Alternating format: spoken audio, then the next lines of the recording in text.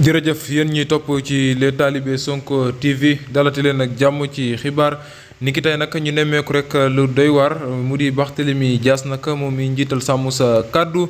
ñu nemmeeku rek ay saaga yoo xam ne doon na ko yëkkati di ko teg ci premier ministre ci kàddu yi nga xam ne rek jamono ji ñu ngi ko koy daal di wax waaye itam ay sonkorisation yu métti yoo xam ne da koy daal di gis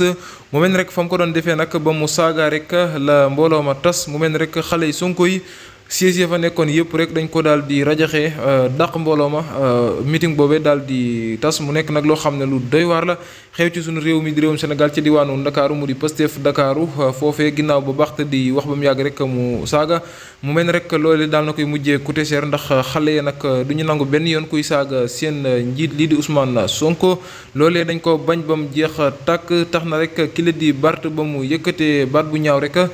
ca la ñu ko daal di humilier waaye itam rajaxe mbooloo ma fa nekkoon ñëpp daal di fay déparé mu nekk nag loo xam ne lu doy war la jamono ji mu di rek Barthélémy Dias ñu nemee ko rek ne moom daal jamono ji mu mel ni rek ay saaga rek lay fajee am naqaram ci Ousmane Sonko ndaw ñi nag fu mu jàdd ñu koy daal di sonkoriser jamono ji ci campagne yi nga xam ne day doog a door mu nekk nag mbir moo xam ne mu doy waar la mu di Barthélémy Dias nag jamono ji mu mel ni rek lépp lu muy jaay rek bu dikkee dana fi fekk booy Ousmane Sonko yi nag ndax ñoom lam leen di jaay dañ ko am ba mat sëkk mu di fulla fayda ju mat sëkk ndax gis nañ booy demoon ca buntu këram doon ko sonkorisé ginnaaw bi mu leen saaga ca diwaanu Tamba kon nag Bougane yow ak booy Sonko yi du yomb ci élection yi lee